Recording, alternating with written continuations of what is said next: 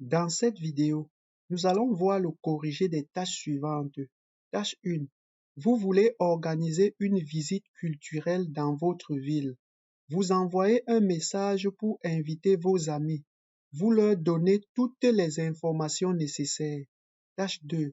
Vous êtes parti en vacances avec une agence de tourisme. Vous écrivez un message sur son site internet. Dans la rubrique commentaires, vous racontez votre séjour et ce que vous en avez pensé. Tâche 3. Sur un site internet dédié aux relations amicales au travail, vous avez lu les deux opinions suivantes au sujet des relations amicales au travail.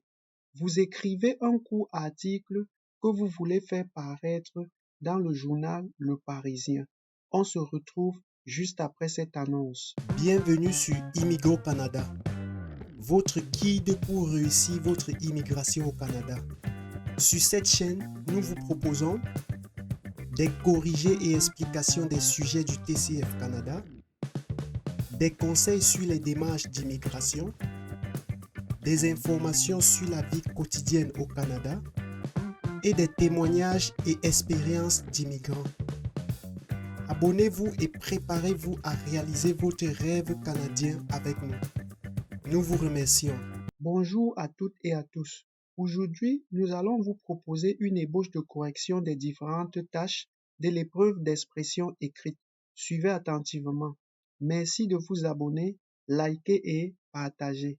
Tâche 1. Vous voulez organiser une visite culturelle dans votre ville.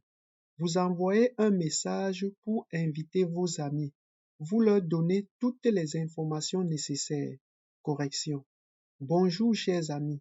J'aimerais organiser une visite culturelle de notre ville pour nous divertir et découvrir de nouveaux endroits. La visite comprendra une promenade dans le centre-ville où nous pourrons voir des bâtiments historiques et d'autres lieux intéressants. Nous visiterons également quelques musées et galeries d'art pour apprendre davantage sur la culture locale. La visite aura lieu le samedi prochain, le 25 septembre, à partir de 10 heures du matin. Nous partirons de la place principale de la ville. Je recommande de porter des chaussures confortables car il y aura beaucoup de marches. Prenez de l'eau et des snacks pour le voyage. Si vous voulez participer, merci de me faire savoir par retour de courriel électronique. À bientôt, Nathan. Nombre de mots 120. Tâche 2. Vous êtes parti en vacances avec une agence de tourisme. Vous écrivez un message sur son site internet dans la rubrique commentaires. Vous racontez votre séjour et ce que vous en avez pensé. Correction. Mon séjour inoubliable. Bonjour. Je tenais à vous remercier pour le séjour incroyable que j'ai passé grâce à vous. Tout a été parfait, depuis l'accueil à l'aéroport jusqu'au retour à la maison. Les activités proposées étaient très intéressantes et variées. J'ai pu découvrir de nombreux endroits et des cultures différentes. Le personnel a été très professionnel et sympathique, à l'écoute de mes besoins. Les hébergements étaient très confortables. J'ai pu me reposer dans des lieux magnifiques. Les repas étaient délicieux. J'ai pu goûter à des nouvelles spécialités locales. Je n'ai pas vu le temps passer et j'aurais aimé prolonger mon séjour. J'ai déjà recommandé votre agence à mes amis et à ma famille car je suis convaincu que vous êtes les meilleurs pour organiser des voyages inoubliables. Encore merci pour tout et j'espère que je pourrai voyager à nouveau avec vous dans le futur. À bientôt, Francis. Nombre de mots 147. Tâche 3. Sur un site internet dédié aux relations amicales au travail, vous avez lu les deux opinions suivantes au sujet des relations amicales au travail. Vous écrivez un court article que vous voulez faire paraître dans le journal Le Parisien. Document 1.